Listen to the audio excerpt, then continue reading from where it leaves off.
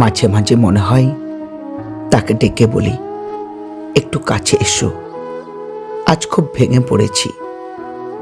সব শক্ত থাকার অভিনয় সরিয়ে রেখে তোমার কাছে একটু দুর্বল হতে চাই। কিছু কথা আছে যা কাউকে বলা যায় না, কিন্তু কাউকে না বললে বুকের ভেতর জমে থাকে অস্বস্তি।